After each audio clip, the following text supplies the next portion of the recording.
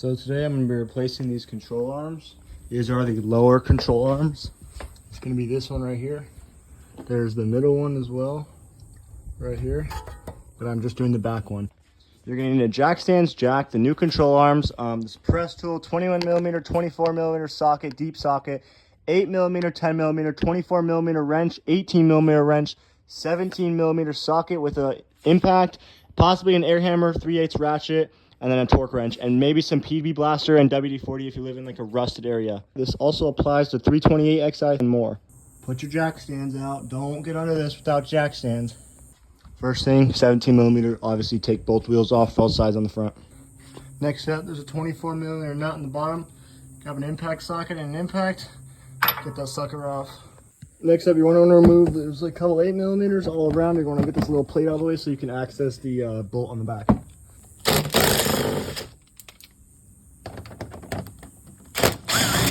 It's also a little secret 10mm right here. It's a little plastic nut. Once you get that nut out, this thing will literally just drop out and you have access to that bolt right there.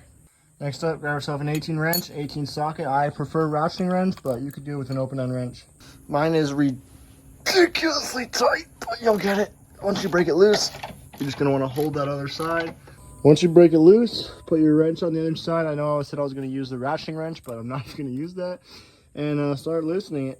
So I'm in Arizona where there isn't rust, but if you are in somewhere there with rust, I would recommend putting like penetrating oil on this or something before you get it out. Just make your life a little bit easier. Right there, bolts out, control arm drops. Literally, it's completely Bluetooth. So this was like really bad. It was almost what my brakes felt like. Every time I'd brake, it would literally feel like it moved that much, but it was just this bushing. Here's the new one with the same exact amount of force. Rock solid, not moving. This one again, literally so bad. So this is our old one right here. Got a ton of play.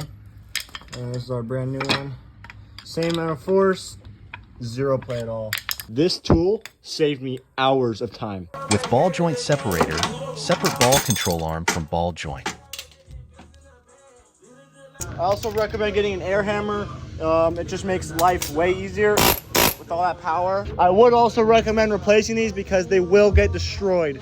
So this tool definitely saved a lot of time. It popped it out literally within probably 3 or 4 seconds. I was banging on this thing for hours.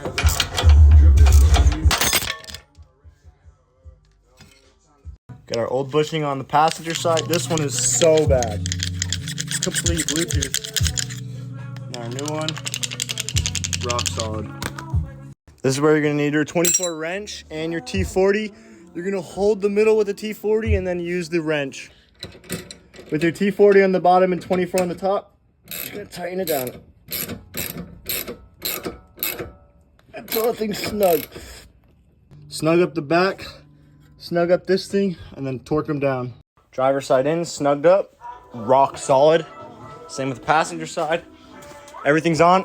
Thing is rock solid, ain't moving anymore. The 24mm nut on the bottom, you're going to torque to 60 Newton meters or 44.3 foot-pounds. And you're just going to want to hope it doesn't spin. For this, you're going to need to have load on this. So I'm going to put the wheel back on, leave this little shield off, and then I'm going to put the car on some ramps or somewhere where the suspension's under load. Once the suspension is under load, you're going to put it at 100 Newton meters plus 90 degrees. Once you have the suspension under a load, I wish I could use ramps, but I don't have any at the moment. You're gonna wanna tighten this up as tight as you can go and then torque it down. All right, so to torque these rear bolts, you're gonna loosen them and you're gonna use a pull jack or something so you can put load on it. I'm using a lift and a pull jack. All right, so with the pull jack under, this is loose, both sides, level. Torque these to 100 Newton meters plus 90 degrees. Open end wrench on that side or box end, doesn't matter. Torque it down to 100 Newton meters.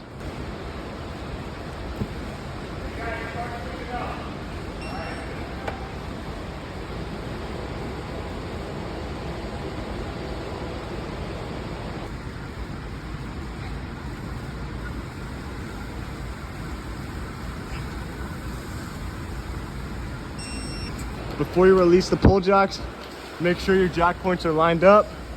This one's not lined up, but it's on the pinch weld.